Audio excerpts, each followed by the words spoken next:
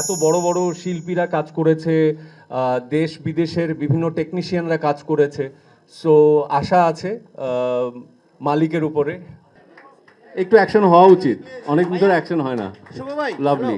মালিক আমাদের সিনেমা আসবে ঈদে ইনশাআল্লাহ, এবং সপরিবারে সবাইকে নিয়ে একটা আনন্দ উল্লাস করার মতো একটা চলচ্চিত্র হচ্ছে মালিক। এটাতে আমরা সবাই কাজ করেছি।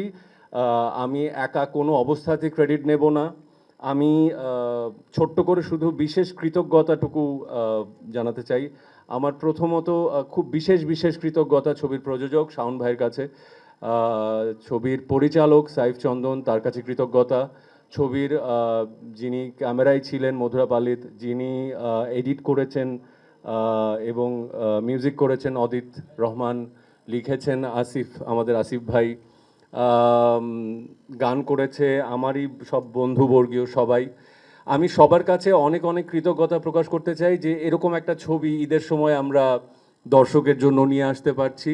আর সাংবাদিক ভাইদের কাছে অনেক কৃতজ্ঞতা যে আপনারা এখনও এতটাই ভালোবাসা দিয়ে সবাই এসছেন, সে কারণে কৃতজ্ঞতা। মালিকের জন্য দোয়া করবেন, আমাদের সবার জন্য দোয়া করবেন। নিঃসন্দেহে ভালো লাগছে, কারণ সবাই জানে যে অ্যাকশন আমার জনার। আমার যে অডিয়েন্স আছে তারা আমাকে অ্যাকশনের জন্য খুব ভালোবাসে, পছন্দ করে।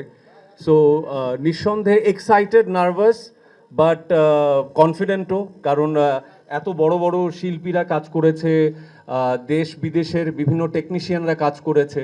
সো আশা আছে মালিকের উপরে। সো ইনশাআল্লাহ।